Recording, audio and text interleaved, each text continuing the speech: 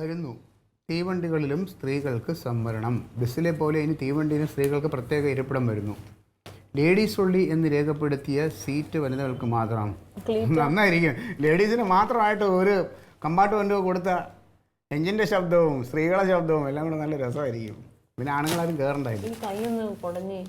കൈയൊന്ന് കൊടുക്കാനാ? എന്ത് കൈയൊന്ന് തിരുമൊന്ന് കൊടയാൻ?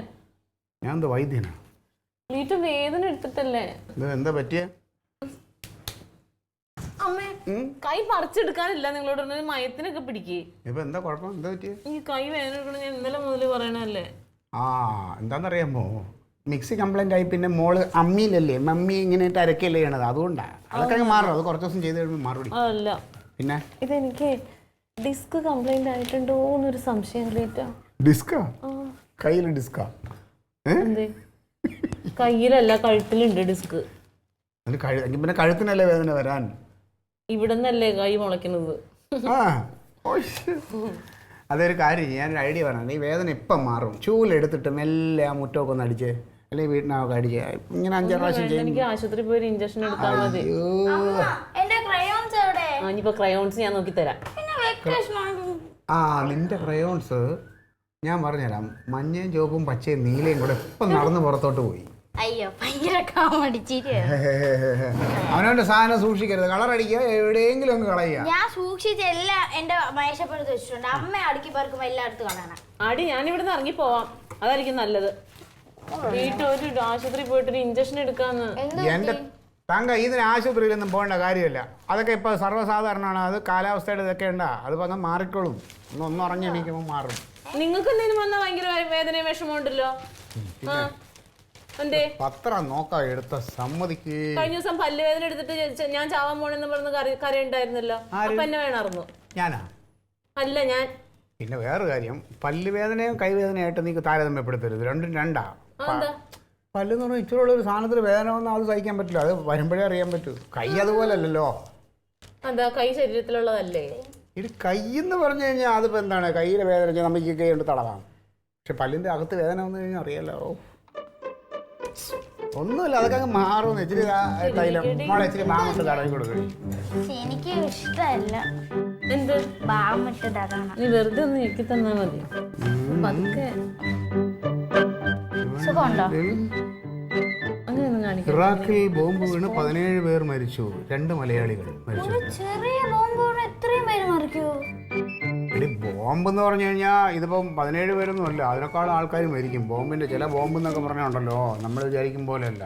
ഇത്രയേ ഉള്ളൂ സാധനം. പക്ഷെ അതങ്ങോട്ട് പൊട്ടി തെറിച്ചു കഴിഞ്ഞാൽ ഒരു പ്രദേശം മുഴുവനും ചിലപ്പോൾ ഇല്ലാതായി പോകും.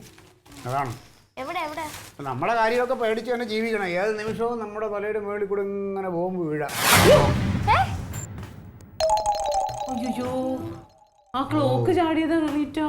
കുന്തത്തിന് വീഴാൻ കണ്ട നേരം മനുഷ്യൻ ബോംബ് നമ്മളെ പറഞ്ഞില്ല, അതിന് മുന്നേ താഴെ വീണ്. ഞാനൊന്ന് മേടിച്ചു കേട്ടാ. അതിന്റെ ആണി ഇളകി പോയതാ കേട്ടോ. ആണിയൊക്കെ വീഴാൻ കണ്ടൊരു നേരം പൊട്ടിയില്ല. പക്ഷെ കറക്റ്റായിട്ട് ഇപ്പൊ ഓടി തുടങ്ങി.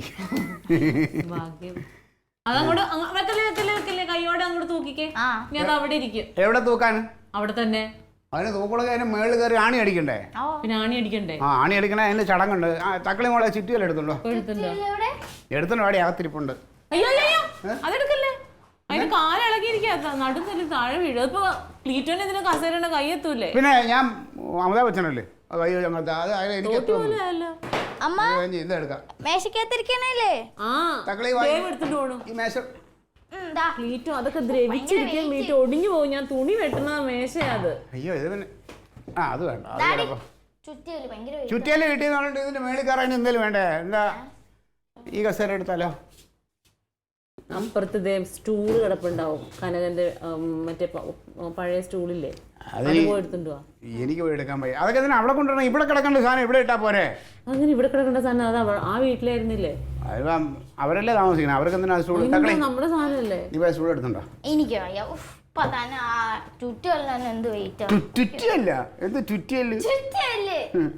ചുറ്റുകല്ലല്ലടി, ചുറ്റിക. അതെ, എനിക്ക് പാർട്ടി മീറ്റിങ്ങിന് പോണം. ഞാൻ പോയിട്ട് വന്നിട്ട് അത് തറച്ചു. അത് വേണ്ട, അത് തറച്ചു വെച്ചിട്ട് നമുക്ക് എല്ലാവർക്കും കൂടി ആശുപത്രി പോയിട്ട് പോവാം. ആശുപത്രിയിൽ എന്തിന്? എനിക്ക് കൈ കാണിക്കണം, എനിക്ക് ഇഞ്ചക്ഷൻ എടുത്താൽ വേദന മാറും. അത് ഇഞ്ചക്ഷൻ ഒന്നും എടുക്കരുത്, വെറുതെ ആവശ്യമില്ലാതെ. എന്തിനാ ക്ലീറ്റോ? ഒന്ന് വന്നാലെന്താ നിങ്ങൾക്ക്? അതൊന്നുമില്ല, ഇച്ചിരി കൊട്ടൻ ചുക്കാതെ ഇട്ടിട്ട് ഒരു തിരുമ അങ്ങോട്ട് തിരുമ്മി അത് മാറും.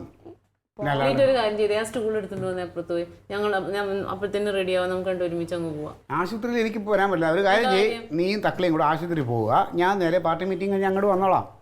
ഞാൻ അവിടെ കിടക്കാൻ പോണതല്ല ആശുപത്രിയിൽ, പാർട്ടി മീറ്റിംഗ് കഴിഞ്ഞാൽ. അവിടെ നല്ല തിരക്കുണ്ടാവും, ചെന്ന ഉടനെ നിന്നെ ഞങ്ങൾക്ക് അവിടെ കയറ്റി ചികിത്സിക്കൊന്നുമില്ല. എന്തെങ്കിലും ആവശ്യം വരുമ്പോൾ നീ എന്നെ വിളിക്കും, അപ്പൊ ഞാനും വരില്ല. ഓ, നീ ഒരു കാര്യം ചെയ്യും, നിന്റെ ഏതൊക്കെ ആവശ്യത്തിന് ഞാൻ വന്നു, എൻ്റെ ഏതൊക്കെ ആവശ്യത്തിന് നീ വന്ന് നോക്കുന്ന എഴുതി ലിസ്റ്റ് തയ്യാറാക്കി പോയി. അപ്പം അത് നോക്കി നമുക്ക് വരാൻ പോവുകയും ചെയ്യാം.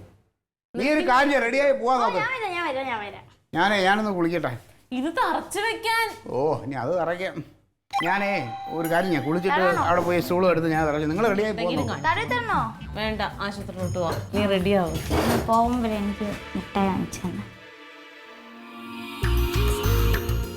ചേട്ടാ, എങ്ങനെയുണ്ട് ചിക്കൻ കറി? സൂപ്പറായിട്ടുണ്ട്. പഠിച്ചത് നീ? ഞാൻ നെറ്റിൽ നോക്കി ഉണ്ടാക്കിയതാ. ആ നെറ്റില്ലായിരുന്നെങ്കിൽ എൻ്റെ ഒരു അവസ്ഥ. എന്താ? ചുമ്മാ പറഞ്ഞതാ. പിന്നെ ചിക്കൻ കറി എന്ന് പറയുമ്പോഴും എൻ്റെ അമ്മ വയ്ക്കുന്നു വറുത്തരച്ചിട്ട്. ഞാൻ എന്തുണ്ടാക്കിയാലും അപ്പൊ പറയും വേറെ എന്തെങ്കിലും കഥ. ഞാൻ ഉണ്ടാക്കണതിനൊന്ന് പ്രോത്സാഹിപ്പിച്ചുകൂടാ? എന്നാലും എനിക്ക് അടുത്തടുത്ത് ഉണ്ടാക്കാനുള്ളൊരു പ്രചോദനം ഉണ്ടാവുള്ളൂ. ഞാൻ പ്രോത്സാഹിപ്പിക്കല്ലേ, നന്നായിട്ടുണ്ടെന്ന് പറഞ്ഞില്ലേ? എന്നാലും അപ്പൊ വേറെ കഥ പറയും. അപ്പോൾ വേറെ കഥ അല്ലല്ലോ ഞാൻ പറഞ്ഞത്. എൻ്റെ അമ്മ വയ്ക്കുന്ന കുറേ കറികളുടെ കാര്യമല്ലേ പറഞ്ഞത്. അതുപോലെ ഈ കപ്പയ്ക്ക എടുത്തിട്ട് ഈ ചെറുതായിട്ട് അരിഞ്ഞിട്ട് ഒരു തോരൻ വയ്ക്കും. എനിക്ക് മരച്ചീനിയുടെ ഒരു സാധനം ഉണ്ടാക്കാറാ, ഞാൻ ഉണ്ടാക്കി തരാം. അത് മരിച്ചിനി ഇത് കപ്പയ്ക്ക. അടിപൊളിയായിരിക്കും. എന്താ ടേസ്റ്റ് എന്ന് അറിയാം. നമ്മളെ ഇറച്ചി വയ്ക്കുമ്പോഴേക്കും അത്ര ടേസ്റ്റാണ്. ഒരു ദിവസം എനിക്ക് ഉണ്ടാക്കി തരുമോ? എനിക്ക് എൻ്റെ അമ്മ ഉണ്ടാക്കുന്ന കാര്യമാണ് ഞാൻ പറഞ്ഞത്. അപ്പൊ ഞാൻ മിനിഞ്ഞാന്ന് വെച്ച മീൻ മുളക് ഇട്ടതോ, അത് ഇഷ്ടായില്ല? മിനിഞ്ഞാന്ന് മുളക് ഇട്ടതാണത്. പിന്നെ അതിന്റെ രുചി നാവിന്ന് പോകുന്നില്ല, അതിപ്പോഴും പോകുന്നില്ല. എന്തായിരുന്നു ഒരു മാസം കൂടെ അത് കാണും. അതൊരു വെച്ച പോലെ വെച്ചല്ല, കാര്യമായിട്ട് പറഞ്ഞതാ. ഞാൻ എന്ത് പറഞ്ഞാലും എന്തോ ഒരു കുളത്ത് പോലെ സംസാരിക്കും. കൊളുത്തല്ലടി, ചിക്കൻ കൊള്ളാം കേട്ടോ, അടിപൊളിയായിട്ടുണ്ട്. താങ്ക്സ്. ഇനി അടുത്തെന്താ ഉണ്ടാക്കാൻ പോകുന്നത്? ഇനി എന്താ വേണ്ട, ഞാൻ അടുത്ത നെറ്റിൽ നോക്കി പഠിച്ചിട്ടുണ്ടാക്കി തരാം. ഓക്കെ. കപ്പ ഇളക്കിയത്, കപ്പ മരിച്ചിനില്ല, മരിച്ച് നന്നായിട്ട് അരിഞ്ഞ വെച്ച് ഇളക്കി നല്ല ചൂര മീൻ വാങ്ങിച്ചിട്ട് തേങ്ങ അരച്ച് ഇങ്ങനെ ഇതായിട്ടിരിക്കണം. അതിൻ്റെ നടുക്ക് ഇങ്ങനെ ഒരു കുഴിയൊക്കെ കുഴിച്ചിട്ട് അതിനകത്ത് നടുക്ക് മീൻ കഴിച്ചിട്ടില്ല കഴിക്കണം. അതൊക്കെ നാട്ടുപുറത്ത് കഴിക്കണം. ചേട്ടന് വേണ്ടിട്ട് ഇതൊക്കെ ഉണ്ടാക്കാൻ പഠിച്ചത്, അതറിയോ? വേണം, പഠിക്കണം. കുറച്ചുകൂടി കറി കൊണ്ടുവരട്ടെ. നീ പോയി ഒരു ചപ്പാത്തി കുറച്ച് കറി കൊണ്ടു. വെള്ളം കുടി.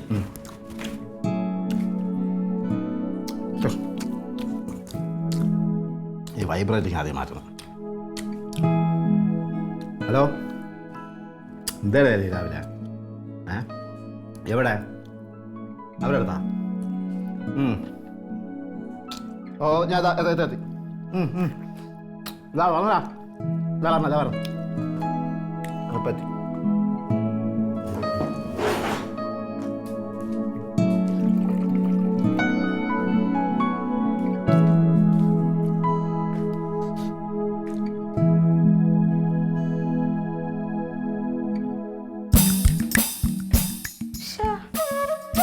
അപ്പോഴേക്കും പോയോ? ഇലക്ഷന് തോറ്റാ മതിയായിരുന്നു. ഒരു നേരം വീട്ടിൽ കാണുന്നു.